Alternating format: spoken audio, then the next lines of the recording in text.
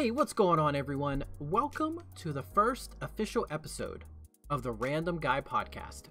I realized I enjoyed just talking about things that interest me, and if that theme didn't fit a podcast, I don't know what will. I'm Steggy, and in today's episode, I'm going to be talking about a few deck archetypes we'll most likely see during the first set release of Disney Lorcana. Now, if you're not new to card games, a lot of what I'm going to be talking about is going to sound familiar.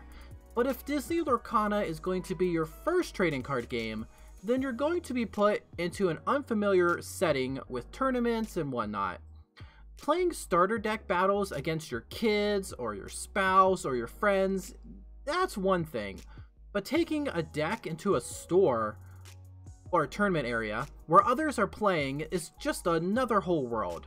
I will be doing my best to explain various trading card game terms and what each deck archetype is meant to do. Now, before I continue, I'd like to just touch on the word archetype and what that means. In the trading card game world, an archetype is a type of deck that is widely used by many players as it's considered good, consistent, and powerful. For example, in the first set of the Pokemon trading card game way back in the day, and that's just showing my age, there was an archetype called Haymaker that utilized powerful basic Pokemon like Hitmonchan and Electabuzz to overwhelm your opponent's Pokemon before they had a chance to evolve. It was fast and powerful and could utilize more trainer cards to disrupt your opponent since it wasn't running evolutionary lines. Also ran less energy as well. It won by knocking out all of your opponent's basic Pokemon before they had a chance to evolve and gain energy. So, what is a metagame? To put it simply, a metagame is what everybody else is playing. Thank you, Google. Without a doubt, certain decks are going to emerge during the first set of Disney Lorcana that are just a little bit more powerful than the others.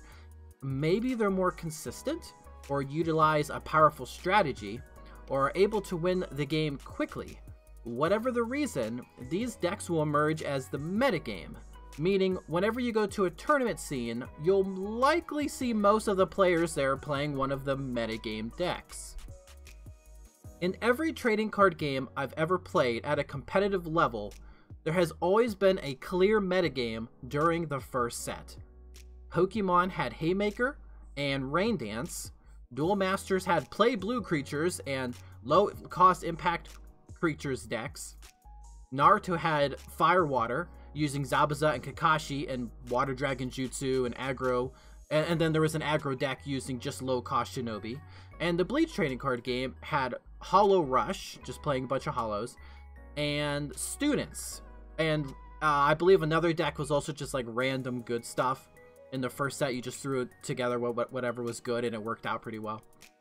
If you wanted to do well at a tournament, you'd play one of the archetypes in the metagame. Very rarely did a rogue deck do well unless it was specifically designed to counter the top archetype of the metagame, and I'll talk about rogue decks here in just a little bit. So without further ado, let's dive into the archetypes we'll likely see during the first set of Disney Lorcana. Up first, we have Rush or Aggro or Tempo style decks. Without a doubt, a Rush type deck or strategy is going to be a popular deck. In every card game I've played, some sort of Rush deck emerged early on as a first set powerhouse. What do I mean by Rush though? Well, let's take Captain Hook, Forceful Duelist, for example. He comes into play early, costing only one resource, whatever that might be, and turns into a 3 attack, 2 defense character when challenging. That's a solid cost to stats ratio. Now, if you dropped Hook on your first turn, and maybe your opponent didn't play a character on their first turn, then on your second turn, you could drop 1 or 2 more 1-cost characters with good stats. Now you have 3 characters in play against your opponent's 0. If you win by gathering lore, and we're pretty sure you do, these 1-cost characters will net you 1 lore apiece, maybe more, maybe less, depending on unknown cards, but we'll say it's at least 1 lore. So with all these characters in play early, you're going to start racking up lore faster than your opponent. But what if your opponent starts playing characters with high defense stats? Typically, rush-style decks are full of cards that not only enhance the stats of their smaller characters, and that's through other characters or through like stationary cards like landmarks that I talked about in a previous video, but also with cards that can remove opponents' cards from the battlefield, like the action card Dragonfire. The goal of a Lorcana rush deck is going to be putting cheap characters into play that cost very little ink or resources and reward at least one lore, then keeping your opponent's characters off of the field while they accumulate lore for a swift victory. Rush decks also don't have to rely on any tribal synergies, so you could just choose the best low-cost characters from up to 2 colors to round out the deck. I believe this archetype is going to be very prominent during the first set due to the card Mulan Imperial Soldier, which seems to want to support a field of low-cost characters in order to get the most use out of her ability. Alright, up next, let's talk about the second deck archetype I think we'll see, and that's a control style deck. Now, perhaps the exact opposite of Rush, a control deck aims to, well, take control of the game.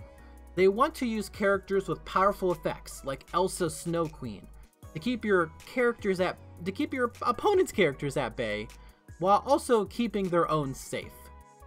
A Lorcana control deck might be something utilizing Hades, King of Olympus, and having numerous villains in play, but keeping Hades alive for as long as possible, by using removal action cards and characters with protective or removal effects themselves. Hades can rack up lore and ultimately win the game for the control deck.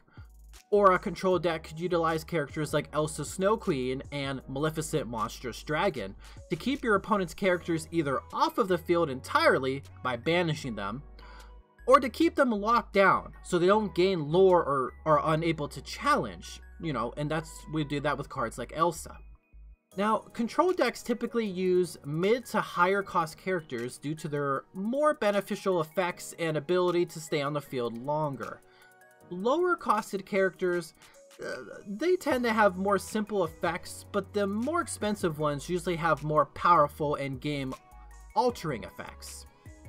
Aurora, Dreaming Guardian, costs 5 ink or resources, but provides ward to your other characters, which is a really great ability and helps keep your characters safe. Aurora could be a powerful card in a control deck since she protects your other characters and can stick around for a while with her 5 defense. And this is just one example.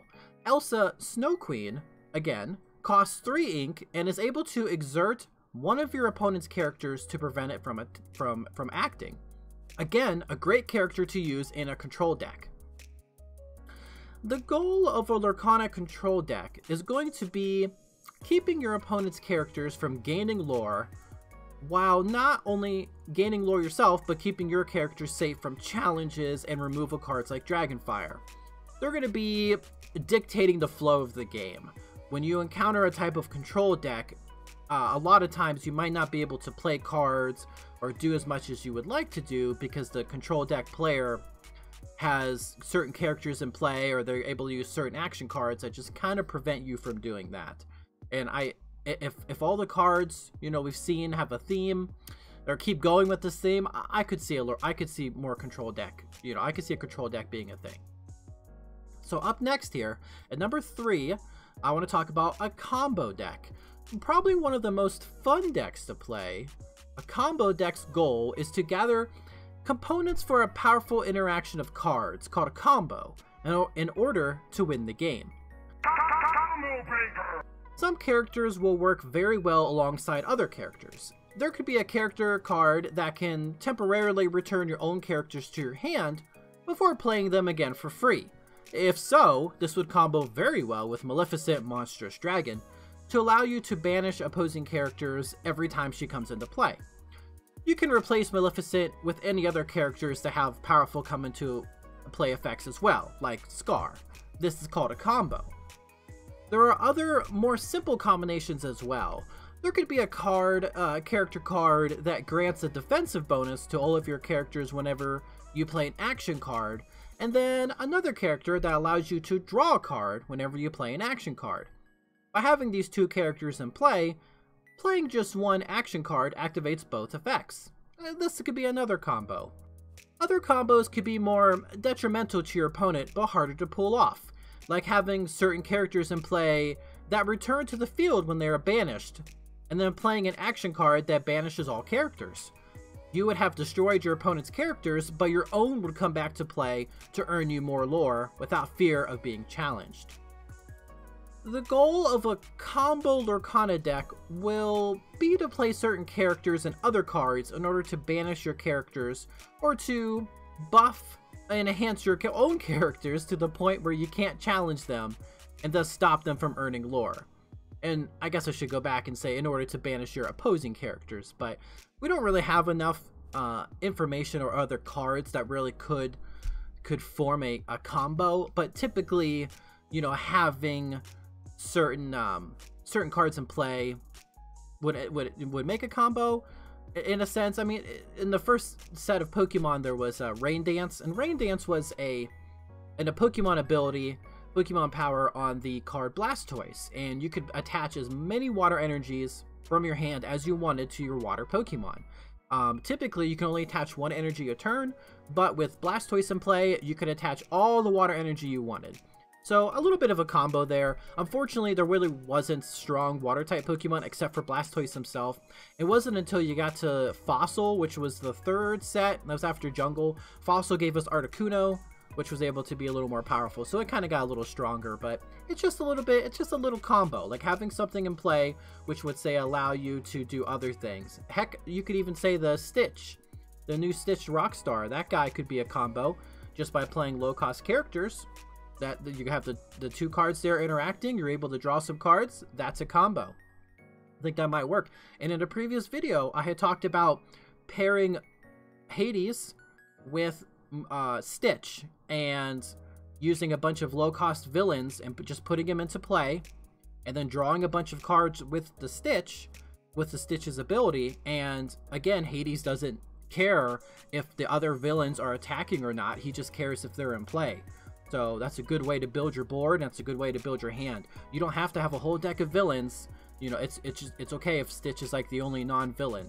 I think that might be a good combo. I could see that being a good deck. All right, let's get off that topic. Let's move on to number 4 of 5. So only a couple more left. This one is mid-range or good stuff deck. Probably the most common type of deck we'll see. A mid-range or good stuff deck is one that utilizes all of the above 3 types of decks that I have mentioned, though not as aggressively, in order to win the game. These types of decks will be based around the 2 colors with the most synergy, or at least the best characters with the greatest synergy. A mid-range's goal is to get to a point where they can play several 4 to 5 cost powerful characters in a turn to gain maximum value and board presence. Cards like Robin Hood, Unrivaled Archer, and Scar, Mastermind provide immediate benefits when they are played, and I'm sure there will be many more cards that provide beneficial come into play effects as well. A mid-range deck will also have a curve of character costs, meaning they'll have characters to play for nearly every ink cost up to a certain point. Typically 5 or 6 with maybe a powerful high cost character like Maleficent.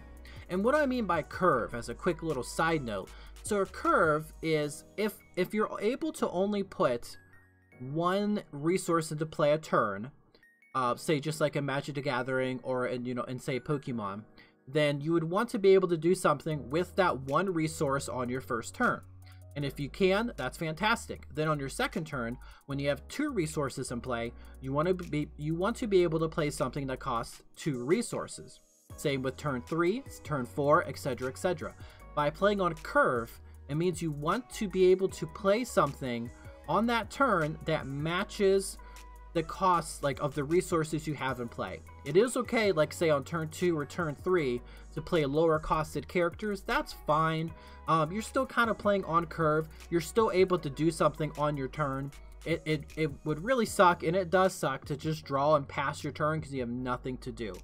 So typically when I say, you know, a mid-range deck might have a good curve, it's because they are able to have characters and action cards to help them at all stages of the game. So it's just all the best cards. It doesn't matter what turn it is, they're going to have something to play for that turn.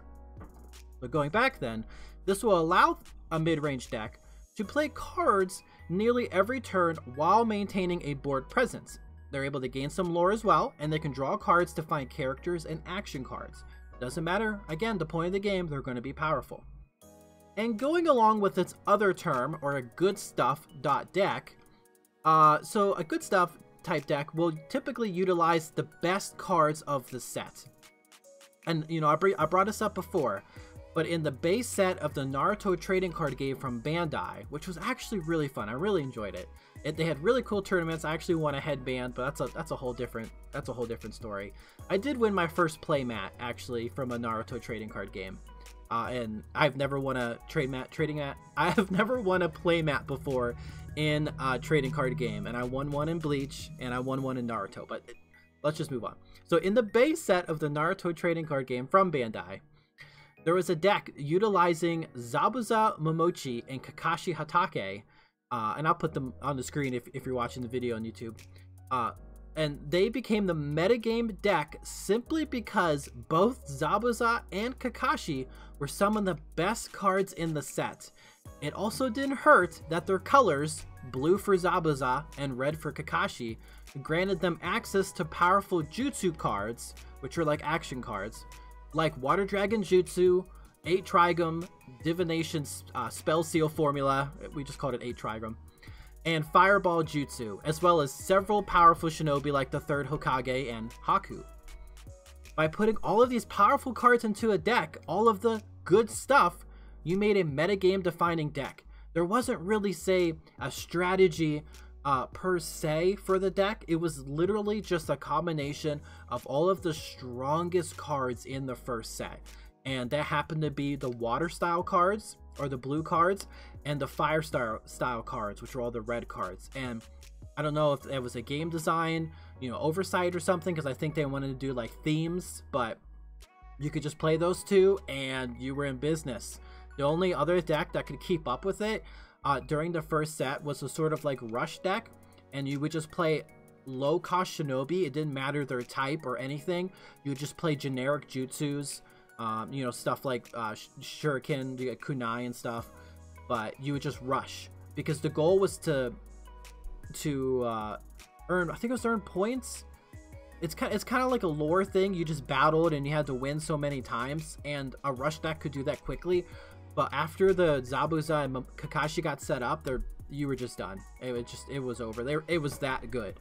It just was really hard to beat, but that's just an example. It was just a good stuff. They just put all the best stuff in the set together, and it happened to work. And this is something I think will happen with this game. I think there's going to be 2 colors that are just going to be really good together, have some of the best stuff, and you just mash them. No real theme. You're just going to try to win and maintain your board presence, get your cards, and there you go. There's nothing wrong with that, but I do think that's going to be a top tier deck. But let's move on. I got one more deck after this. So, just to finish, alongside the characters here, mid-range decks will also have action cards that banish opposing characters, help draw cards, gather more resources, or protect their own characters in order to secure the game. I would argue that a mid-range deck will be very common during all stages of Lorcana's life and will be a top deck during the first set release. See? It's what my script says. I gotta read the script. Okay, finally, number 5. A rogue deck. Finally, decks that don't necessarily fit into any of the other archetypes are sometimes considered rogue decks. These decks will be played by opponents who maybe found some obscure combo or made around their favorite character. When I played Pokemon at a competitive level, I would often play a deck based around this Pokemon called Dark Muck from the Team Rocket expansion. I loved that card. It was a stage 1 Pokemon with only 60 hit points, so I mean that's not a lot. But it made it difficult for the opponent's active Pokemon to retreat, because it made them they made the retreat cost have 2 more colorless, so that was a lot to pay. And also, it would poison the active Pokemon for only 2 grass energy. And it did 20 damage as well. I worked hard to make the deck as competitive as possible. Was it as good as some of the other top decks at the time? No, but I could hold my own whenever I played. You know, you just hopefully have to outplay your opponent, but there are some matches where it's like, I'm not winning this game. I considered it a rogue deck though, since it wasn't played too much. It was just fun. I liked it. It wasn't like super powerful, but it was a fun surprise. It made me happy. I liked it. It was a fun local tournament type of thing, but I would never take it to a major tournament. I don't think I ever did. So I imagine we'll see many rogue decks during the first few weeks of Lorcana's release, as many people gather cards, play more games, and start putting more competitive decks together. Then, more established archetypes and meta decks will emerge, and a meta deck is simply a deck from the metagame. So somebody maybe posted a deck online, and people are just copying that list, so it's like a meta deck.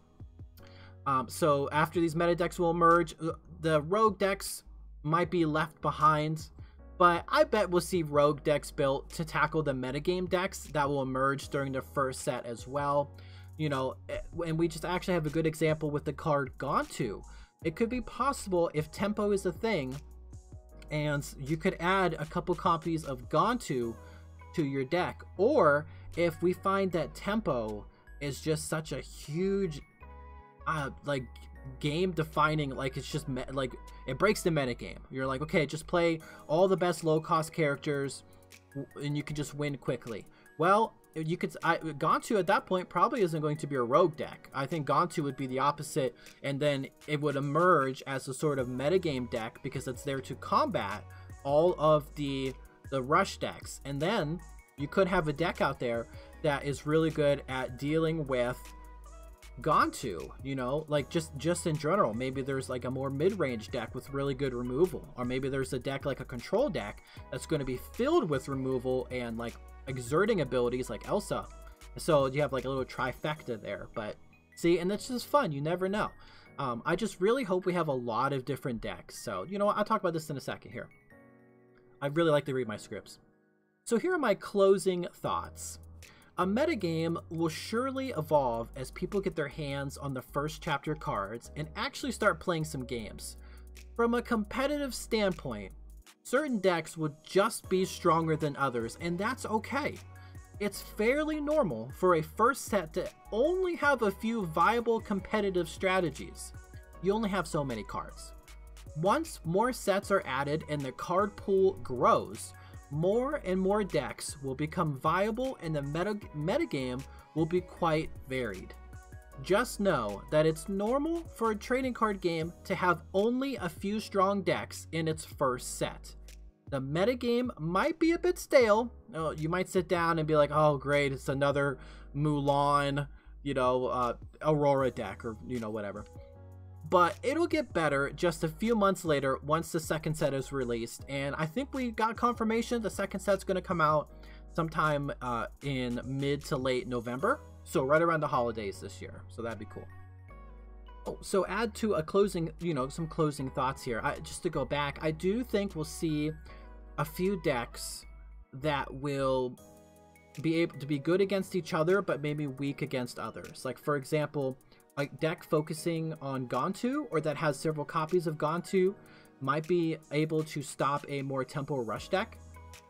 I think that might be a viable strategy. In that case, like, I know personally, I think I'm going to try playing a deck with Mulan. I really like all the red cards shown so far. So for me, I would have access to cards like Dragonfire and maybe a copy or two of Maleficent. So I would be able to take out a Gontu. I don't know if if you're able to put more than one character in play with the same name. I bet you can. I don't see why not. So I would just need to make sure I have enough removal to take out Gontu. But I can also focus on like 3 and 4 cost characters and whatnot. You can probably use multiple characters to challenge one character, I would imagine.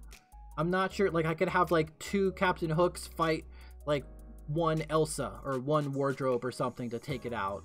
I'm not sure, but you know, with all that being said, I do think this game will have a more diverse first set metagame than other card games I've played. That I think about it, I'm pretty sure the Bleach trading card game had the most diversity in the first set. It was just that the Hollows, which were like the main villains of the set, it was a rush deck, and it was very difficult to battle. They were probably the strongest, but it didn't mean that other decks weren't good. You could just simply outplay them. But I think there were 3 or 4 different decks during the first set that were just not way above. They were just the best.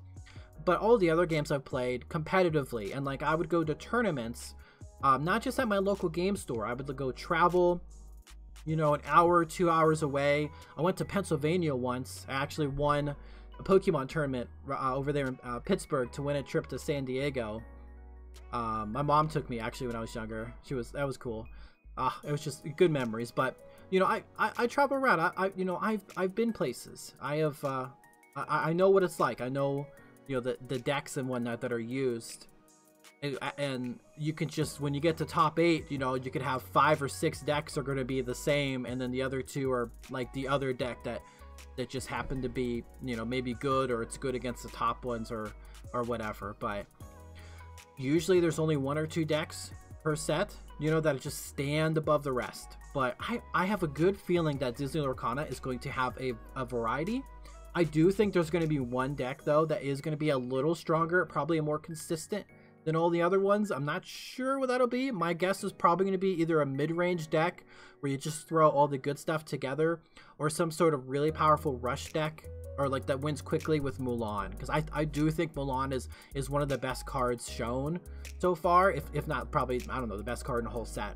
I just think if you have to win through lore and you're able to take out an opponent's character with banish, so they're down a character, and now all of your other little characters get more lore. I just think that's really good. But they have to see the rules and stuff. So anyway, I'm rambling. So anyway, we're just gonna recap. Those are the 5 different decks that I believe we'll see during the first set. These are most of the decks I've seen.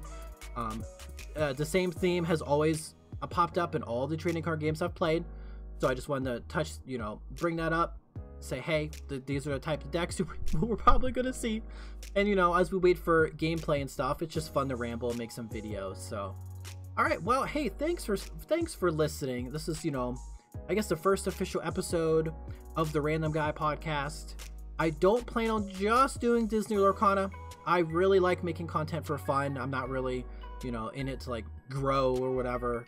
I mean, I am, but it's not like going to be like a full-time job or anything. I like talking about Dungeons and Dragons characters, character builds, rankings, and I like maybe talking about game stuff, video games, other card games. So not just whatever, you know, whatever I'm interested in. So, and for right now, it's just a little bit of Disney Lorcana.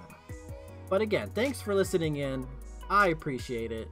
Be safe out there, make good decisions, and I will see you in the next one. Okay, bye.